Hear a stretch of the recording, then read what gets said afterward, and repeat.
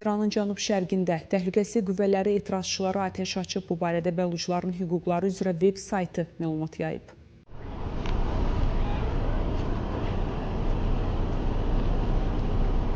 İran Təhlükəsizlik Qüvvələri cümə günü İranın cənub-şərqində yerləşən Zahidan şəhərində etirazçılara birbaşa atəş açıb və bir neçə nəfəri yaralayıb. Saytın məlumatına görə atışma Məkki məscidi yaxınlığında baş verib. Belə ki, şəhərdə cümə namazından sonra bəluç vətəndaşlarının böyük etirazları başlayıb.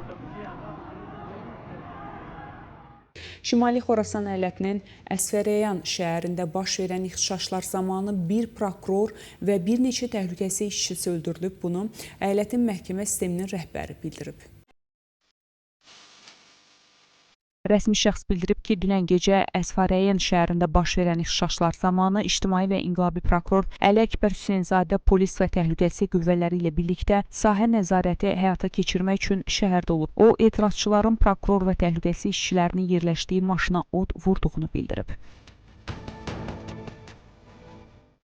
Bugün günorta saatlarından başlayaraq Sistan və Bəlucistan əyalətinin mərkəzi Zahidan şəhərində etiraz eyləmləri başlayıb. Bu barədə yerli mənbələr məlumat yayıb.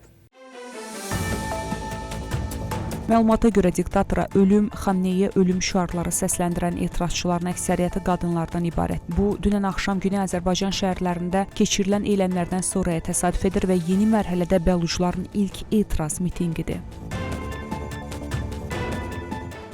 İranda baş verən etiraz eyləmləri fonunda Kürd təşkilatlarının tətil eyləminə çağırış bəyanatlarında yenidən Azərbaycan torpaqlarına qarşı ərazi iddiaları irəli sürülüb.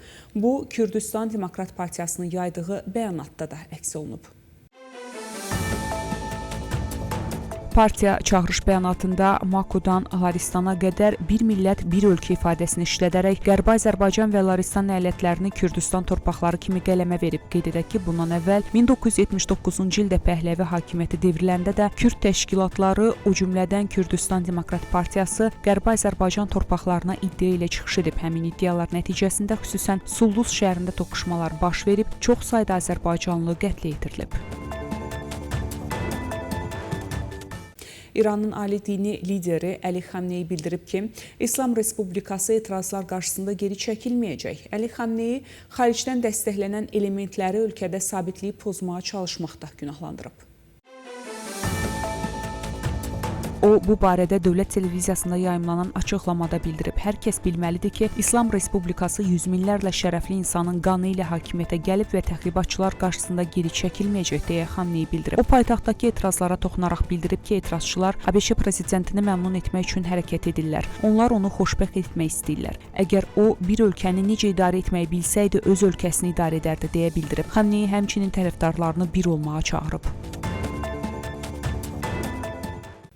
Birləşmiş Ərəb Əmirliklərinin Dubay şəhərindən Tehran, Şiraz və Məşəddə daxil olmaqla bir neçə İran şəhərinə bugünə planlaşdırılan uçuşlar ləğv edilib. Bu barədə xarici media məlumat yayıb.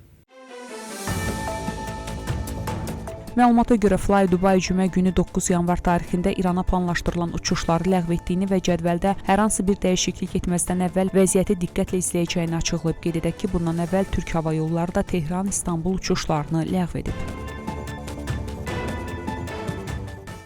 Belçikanın baş naziri Bart Viver İranda davam edən etiraz eyləmlərini dəstəklədiyini deyib. O, bunu özünün X səhifəsində etdiyi paylaşımında bildirib.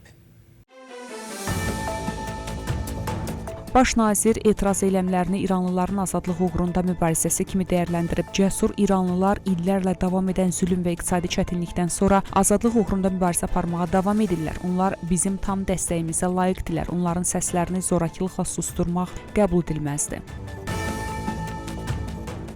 Buraxılışımız davam edir. Azərbaycan sadiq tərəfdaşdır və NATO müttəfiqləri və digər tərəfdaş ölkələrlə təhlükəsizlik və müdafiə islahatları, kibermüdafiə və terrorizmlə mübarizə daxil olmaqla bir çox sahələrdə əməkdaşlıq edir. Bunu NATO'nun Cənubi Qafqazdakı ofisinin rəhbəri Aleksandr Vinnikov deyib. O bildirib ki, Azərbaycan Silahlı Qüvvələrinin imkanlarının artırılması NATO-nun Azərbaycanla tərəfdaşlığında əsas istiqamətlərindən biridir. Azərbaycanın 1994-cü ildən etibarən NATO-nun sülhnaminə tərəfdaşlıq proqramında iştirakı NATO-ya və ayrı-ayrı müttəfiqlərə interoperabililiyi artırmaq məqsədi ilə seçilmiş bölmələrin inkişafında Azərbaycana dəstək verməyə imkan yaradıb. Proqram çərçivəsində Azərbaycan NATO standartlarına uyğun bölmələr formalaşdırır. NATO rəhbərliyi altında sülh məramlı əməliyyatlara qüvvə töhfələri hazırlayır və gələcəkdə Azərbaycanın iştirak etməyi qərara ala biləcəyi potensial missiyalar üçün digər imkanları inkişaf etdirir. Azərbaycan, Kosovo və Əfqanistanda NATO rəhbərliyi altında keçirilən missiya və əməliyyatlara artıq əhəmiyyətli töhfələr verib. Həmçinin tərəfdaşlıq üzrə qərargah vəzifələri təşəbbüsü vasitəsilə NATO-nun hərbi strukturlarında nəzərə çarpacaq mövcudluğunu qoruyur. Azərbaycan eyni zamanda minalardan təmizləmə və kritik enerji infrastrukturunun, o cümlədən terror aktlarından qorunması sahəsində əməkdaşlıqda uzunmüddətli maraq nümayiş etdirir deyə Aleksandr Vinnikov qeyd edib.